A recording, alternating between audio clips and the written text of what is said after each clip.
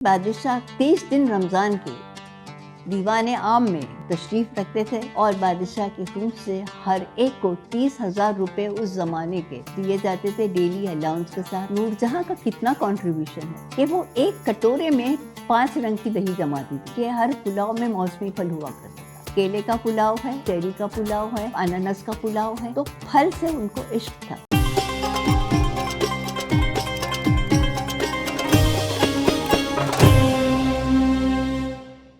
So I started my career with the National Archives of India جہاں میرا کام research assistant کا تھا۔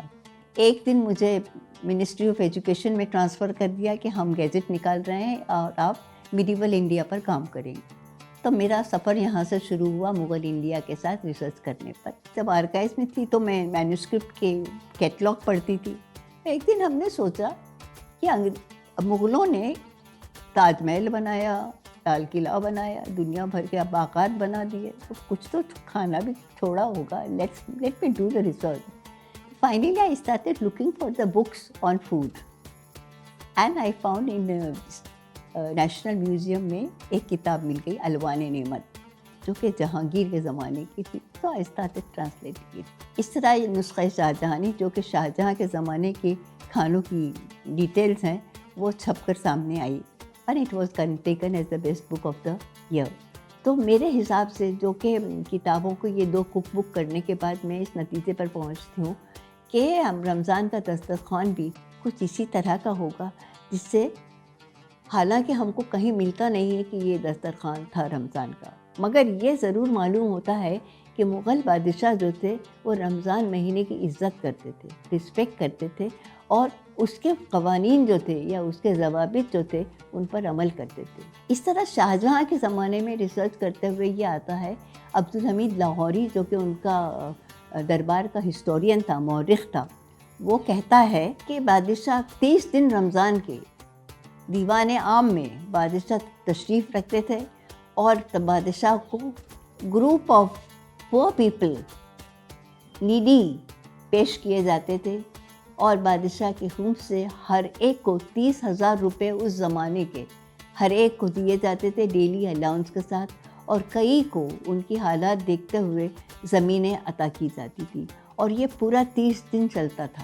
اگر ہم اس زمانے کا مغلوں کا کھانا لیں تو کیا کھانا ان کے دسترخوان پہ ہوا کرتا تھا، جو کہ ہمارے حساب سے وہی کھانا رمضان کے دسترخوان پر بھی شاید ہوا کرتا ہوگا۔ جیسے کہ ایک تو حلیم ہے، کیونکہ it gives you protein and it gives you immediately energy after the whole day of fasting۔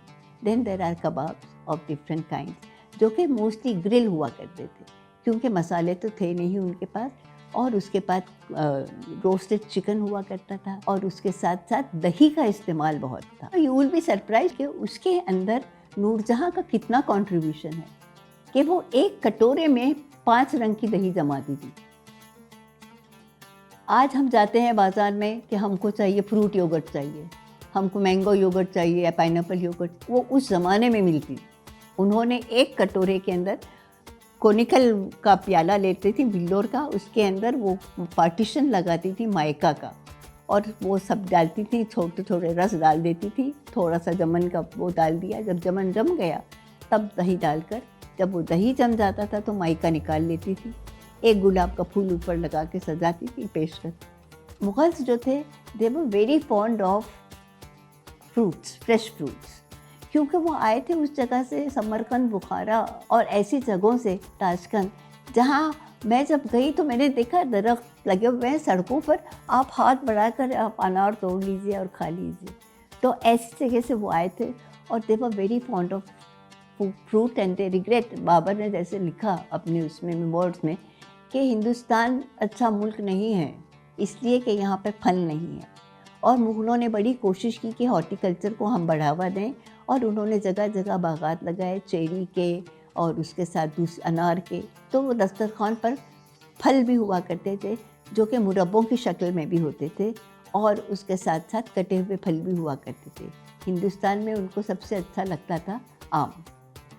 تو آپ ان مینوسکرپٹس میں پڑھتے ہیں کہ امبا پلاؤ، امبا کا پلاؤ بنتا تھا، امبا قورمہ، کلیا، امبا کا کلیا بنتا تھا، کیونکہ قورمہ لفظ زمانے میں نہیں تھا، کلیا ہوا کرتا تھا. آپ دیکھیے ہر پلاؤ میں موسمی پھل ہوا کرتا تھا. کیلے کا پلاؤ ہے, چیری کا پلاؤ ہے, انانس کا پلاؤ ہے. تو پھل سے ان کو عشق تھا اور ان کے دسترخوان پہ پھل ضرور ہوا کرتے تھے. کہ حالانکہ حرم کی کوئی عورت یا کوئی ایمپریس جو تھی وہ کھانا نہیں بنواتی تھی یا کھانے کے بارے میں کچھ نہیں جانتی تھی, مگر نور جہاں was the one who was interested in food and creation. شربت بھی کہتے ہیں اسی کی, ان کی ماں جو تھی عصمت آرا بیگم, وہ شربت شیراز میں بنایا کرتی تھی. وہ ٹیکنیک لے کر کے یہاں آئیں اور ایک دن کہتے ہیں وہ اپنے وہاں آگرہ میں ٹہل رہی تھیں تو ان کو اتنی خوشبو آئی گلاب پھولوں کی کہ انہوں نے فوراً حکیم صاحب کو بلایا اور کہا حکیم صاحب ان گلابوں سے آپ عرق نکالیے اور اس کا شربت بنائیے. اس طرح گلاب کا شربت جو ہے وہ ہمارے یہاں رائج ہوا جو آج تک چلا آ رہا.